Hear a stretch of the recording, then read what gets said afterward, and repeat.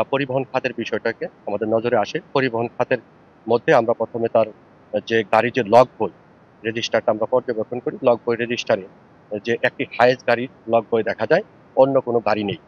এটা অধ্যক্ষ মহোদয় আমাদেরকে জানিয়েছেন। তখন ওই লগ বই পর্যবেক্ষণে দেখা যায় সেখানে কোনো মাইলেজ উল্লেখ নাই এবং কত লিটার তেল ব্যবহার করেছে এভাবে সুনির্দিষ্ট কোনো কিছু নাই এবং গাড়িটা যে ছাত্ররা ব্যবহার করেছে এ ধরনের কোনো ছাত্রদের কোনো সিগনেচার কোনো কিছুই পাওয়া যায়নি। অতএব এখান থেকে বোঝা যাচ্ছে যে এই গাড়িটা শুধু অধ্যক্ষ নিজের কাজের পারপাসে ব্যবহার করেছে। এখানে ছাত্রদের কোনো উদ্দেশ্যে ব্যবহার করেন অথবা পরিবহনের বাবদ ছাত্রদের কাছ থেকে ৳২৫০ করে উত্তোলন করা হয়। এই বিষয়টা আমাদের নজরে এসেছে। তাছাড়াও উন্নয়ন তহবিলের যেগুলো আছে, আমরা এই ভাউচারগুলো কিছু যাচাই করেছি। উন্নয়ন তহবিলের যে কার্ডগুলো, যে কার্ডগুলো যে ব্যবহার করা হয়েছে, এই যে মিস্ত্রিদের মজুরি দেওয়া হয়েছে, এ ধরনের কোনো মাস্টার রুল সঠিকভাবে প্রণয়ন করা হয়নি এবং যে মিস্ত্রিগুলো এখানে কাজ করেছে তাদের কোথাও সিগনেচার বা টিপসই পাওয়া যায়নি। তারপরে সরেজমিনে গিয়ে যে, যে কার্ডগুলো দিয়ে কাজ ঘরের জানালা, দরজা বা ব্রেঞ্চ মেরামত করা হয়েছে, এ ধরনের দৃশ্য আমাদের দেখাতে পারে। আর অন্যান্য সেক্টর গুলো যেগুলো আছে যেমন মাস্টার রুলের যে বিষয়টা আছে, মাস্টার রুলের যে আ অনিয়মিত যে শ্রমিকগুলো নিয়োগ দেওয়া হয়েছে, এ বিষয়ে কোন ধরনের প্রশাসনিক অনুমোদন আছে কিনা? এ বিষয়ে অধ্যক্ষ মহোদয়কে জিজ্ঞাসাবাদ করি। উনি কোন ধরনের প্রশাসনিক অনুমোদন দেখাতে পারেন।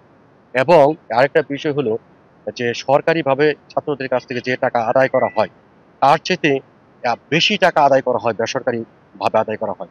সেখানে সবচেয়ে একটা বিষয় আসছে যে ৳১৩০০ করে একটা অত্যাবশ্যকীয় তহবিল বিষয় আদায় করা হয়।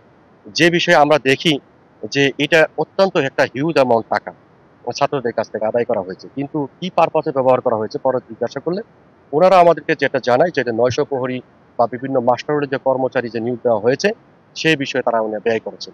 এখন উনারা কাকে এই টাকাটা দিয়েছে এই বিষয়গুলো এখন পর্যন্ত যাচাই করা হয়নি। আমরা এই বিষয়গুলো এখন যাচাই করব। এখন পর্যন্ত যেটা মোটামুটিভাবে পেয়েছি সেটা পরিবহন খাতটা আমরা পেয়েছি কিছু অনিয়মের বিষয়। তার পরবর্তীতে উন্নয়ন তহবিলের ভাউচার গুলো যেগুলো আছে সেগুলো আমাদের কাছে সঠিক বলে মনে হয়নি আপাতত। তারপরে বিবিধ তহবিলেও কিছু মানে আমরা ভাউচার গুলো এখন যাচাই অব্যাহত আছে। আমরা প্রায় ৫ টা পর্যন্ত আমরা এগুলো যাচাই-বাছাই করব।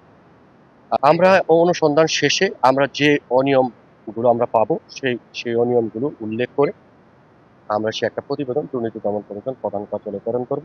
দুর্নীতি দমন প্রধান কার্যালয় ঢাকা থেকে এক যে তথ্যপত্রের ভিত্তিতে আমাদের তথ্যপত্রের ভিত্তিতে যে সিদ্ধান্ত উপনীত হবে, ওই সিদ্ধান্তের আলোকে পরবর্তীতে আমরা প্রয়োজনীয় ব্যবস্থা গ্রহণ করব।